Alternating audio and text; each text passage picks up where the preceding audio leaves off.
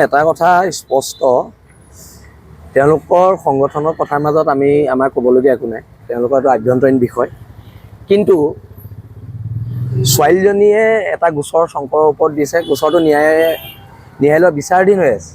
কিন্তু কালি মই কেইজনমান মানুহক দেখিলোঁ, তেওঁলোকে জাজৰ দৰে কথা কৈছে যেন শংকৰজ্যোতিক দোষী সাব্যস্ত কৰা হৈছে ইতিমধ্যে। এতিয়া প্ৰশ্নটো হৈছে তেওঁলোক জাজ হ'ব নোৱাৰে আৰু তেওঁলোকে ৰায় দিব নোৱাৰে। এতিয়া আমাৰ ক্ষেত্ৰতো আমি এজন মানুহক থু মাৰিছোঁ বুলি এটা ভুৱা নিউজ প্ৰচাৰ কৰিছিলে, পিছৰ পৰ্যায়ত ন্যায়ালয়ে আমাক তাৰ পৰা দোষমুক্ত ঘোষণা কৰিলে, কাৰণ আমি এইটো ক্ৰাইম কৰা নাছিলোঁ বুলি প্ৰমাণ হ'ল। এতিয়া সেইকাৰণে আমি কৈছোঁ, কাৰোবাৰ ব্যক্তিগত কথা বতৰাত মাত মতাৰ কাৰো অধিকাৰ নাই আৰু কোনো মানুহ জাজ হ'বলৈ চেষ্টা কৰিব নালাগে।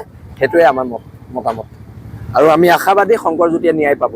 আমাৰ ন্যায় ব্যৱস্থাৰ ওপৰত ভৰসা আছে। এটা কথা স্পষ্ট, তেওঁলোকৰ সংগঠনৰ কথাৰ মাজত আমাৰ ক'বলগীয়া একো নাই। তেওঁলোকৰ এইটো আভ্যন্তৰীণ বিষয়।